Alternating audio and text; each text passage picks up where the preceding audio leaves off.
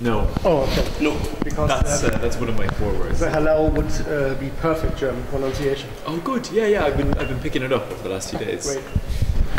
Okay, Bonnie. Yeah, how is it for you being part of the European Shooting Stars and meeting so many, hopefully, new casting agents and producers?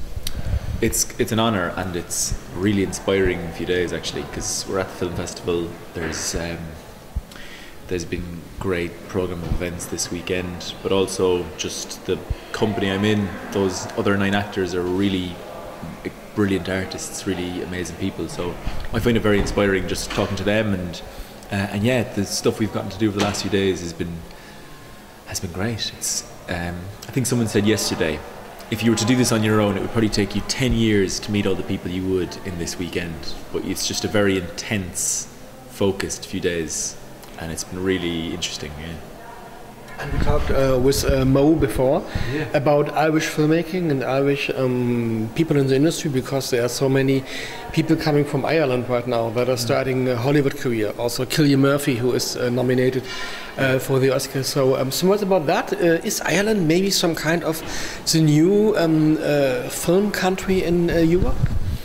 I mean, I think it's always been there. I think it's hard to point to one factor as to why it's having so much success in the last few years, but I think a lot of it is to do with great writers, like small things like these, which opened the festival, and Colleen Kuhn, which was here 2 years ago, Berlinale. They both come from the same novelist, and I think so. We've always had great writers and great storytelling tradition, and I think maybe cinema is a more recent kind of chapter in our cultural history, and there's always been great work, but I think maybe it's got a new perspective or something at the moment.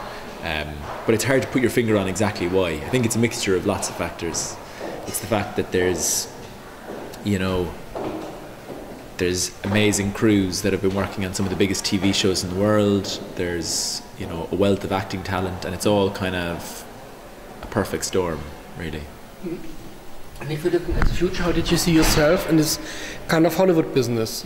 Did you see yourself working in America, or would you maybe stay in Europe and do more Irish films? What is your wish for the future? Wherever it takes me, I think. The great thing about this is the unpredictability of it, and I like the idea that you don't know where you'll be, but I'd happily go anywhere in the world to tell a story, But yeah, I think I've always seen myself, like, I'm very proud to be in the Irish industry and of that industry, but as an actor, I suppose you just want to tell whatever stories cross your paths and actually get as far away from your own experience as you can as well.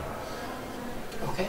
And did you have maybe some really nice memory from one of your movies where you say this is unique, this is a memory you will remember for your lifetime? Any specific moment on a film set or during a shooting of a movie? I'm just going with the first thing that's come to mind. I was shooting Normal People, a TV series, a couple of years ago, and it was a book that I loved. It was a lot of people in the cast that I was really close friends with. It was a director that I had looked up to for many, many years, and we were doing this one scene early on in the series when we leave a house party and we run along the grass, and it was like 2 young people at this really exciting time in their lives in the story, and when they called cut, it was the last scene of the day, and I turned to my friend and I went, isn't this amazing what we get to do, aren't we lucky? And that whole project actually represents that for me. But that was one particular moment where I just couldn't believe that this was my job and that I get to do it. Okay. Did you have upcoming projects that you're allowed to talk about? I do. I just finished filming a thing called A Very Royal Scandal, which is it's based on a true story. It's based on the Prince Andrew Emily Maitlis interview that happened on Newsnight in 2019. And this is going to be a 3-part series that follows, I suppose, both the Emily Maitlis and BBC side of things, and also Prince Andrew and the Palace, that side of things. So it's a look at sort of both sides of that story. Yeah. Okay. And did you also have the chance to see movies here, or is it just working? No time. thankfully I got to see small things like these. It's the opening film, which was very special for lots of reasons. It's a novel that I loved, and it's a production team that I thought are amazing and I've worked with before. And one of my friends, Zara Devlin, was the lead alongside Cillian Murphy in it, and she's extraordinary. So it's a really proud moment to go and get to see her on screen at the Berlinale, with 1,000 people watching. It was, yeah, a beautiful film. So I'm glad I've got to see one thing, but hopefully maybe something tomorrow or Monday before we finish. Okay, great. Thank you very much. All the best for you, and hopefully seeing you very soon again. Thank you very much. On the big screen. Yeah, appreciate it. Thank you. Great.